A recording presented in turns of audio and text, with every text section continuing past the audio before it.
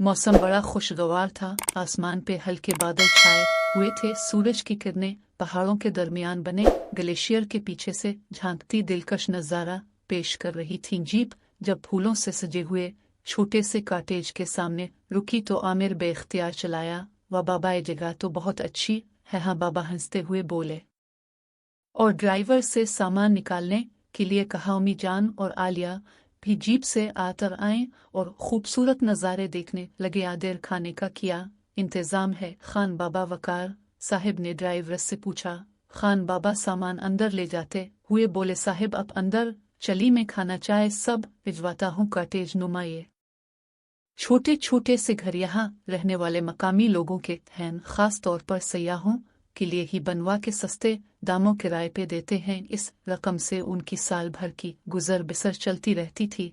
यहाँ ठहरने वाले सयाहों के लिए हल्का फुल्का खाना और चाय वगैरह वो अपने घर से तैयार करके ही लाते थे। क्यों भाई, कैसी लगी ये जगह? अब तो आप लोग खुश हैं ना? वकार साहिब ने हंसते हुए बच्चों से पूछा। बहुत अच्छी जगह है बाबा। 13 साला आलिया खुशी से चहकते हुए बोली, इतना खूबसूरत नज़ारा है और बाहर सड़क के दूसरी तरफ झील भी है, मगर सड़क के इस तरफ तो पहाड़ हैं। आमिर, नहीं, झील भी है, मैंने देखी। अच्छा भाई, अब तुम लोग थोड़ी देर आराम कर लो, सफर से थक कर आए हो, शाम को सैर पर चलेंगे। उम्मी ने बच्चों से कहा। इस साल गर्मियों की छुट्टियों में आमिर ने उम्मी अबू से फरमाइश की कि वो इस बार किसी छोटे से पहाड़ी इलाके की सैर करना चाहता है।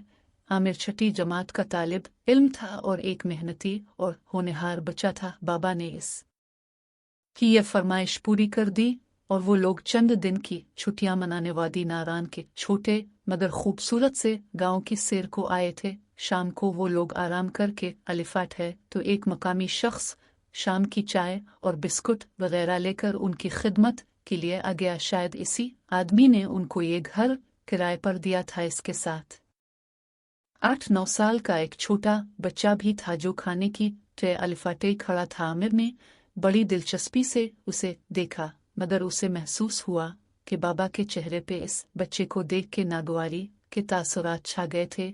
उन्होंने बच्चे से ट्रे भी ना ली, बल्कि घूरते हुए इसे बस ट्रे रखने का इशारा कर दिया। आमिर को दुख हुआ।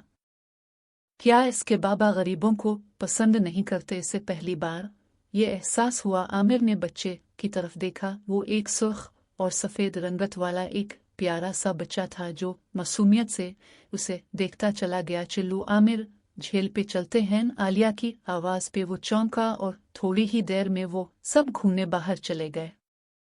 दूसरे दिन सुबह वही बच्चा नाश्ते की ट्रे लेकर आया तो वकार साहिब ने उससे ट्रे लेकर किसी बहाने से उसे बाहर भेज दिया। आमिर ने ये देखा तो इसका दिल बहुत दुखा। आखिर वो भी तो इसी की तरह एक मासूम बच्चा था। आमिर आदास से सोचता रहा। कुछ देर बाद जब वो आलिया और उम्मी जान वादी की तरफ चहलकदमी को निकले तो आमिर को वही बच्चा जाता हुआ नजर आया। आमिर बे इख्तियार उसके पास गया। सुनो, तुम्हारा नाम क्या है? रियाज जान। नीली नीली आंखें झपकते वो आहिस्तगी से बोला, पढ़ते हो? आमिर ने पूछ। उन्हें कोई पढ़ाता नहीं, रियाज जान मासूमियत से बोला। तो फिर तुम क्या करते हो सारा दिन? आमिर, बेटा जाओ, उम्मी की आवाज़ सुन कर आमिर वापस पलटा। इसका दिल चाह रहा था कि वो रियाज जान की किसी तरह मदद करे, कुछ पैसे या फिर इसके वो कपड़े जो इसने कम ही पहने थे। वो सोचता रहो। लोग वापस घर आए तो बाबा रियाज जान के वालिद से बातें कर रहे थे। इतने छोटे बच्चों से आप काम करवाते हैं? उनकी तो अभी स्कूल जाने और खेलने कूदने की उम्र है। वकार साहिब अफसोस से कह रहे थे। बस जी, हम मजबूर हैं साहिब, हमारी कमाई इतनी नहीं होती कि हम बच्चों को पढ़ा सकें। और वकार साहिब बात काट कर बोले, मैं आपके बच्चों की पढ़ाई के सारे अखराजात आपको दे रहा हूँ और आप अपना राब्ता नंबर भी मुझे दे दे ताकि इन मासूम बच्चों की तालीम में कभी रुकावट न आए। आपकी बहुत मेहरबानी। रियाज जान के वालिद ने तशक्कुर से कहा। आमिर का चेहरा खुशी से खुल अलिफाटे और वो बे इख्तियार अपने बाबा के गिले में झूल गया। बाबा अब दुनिया के सबसे अच्छे बाबा हैं। इसकी बात पे सब बे इख्तियार मुस्करा दिए।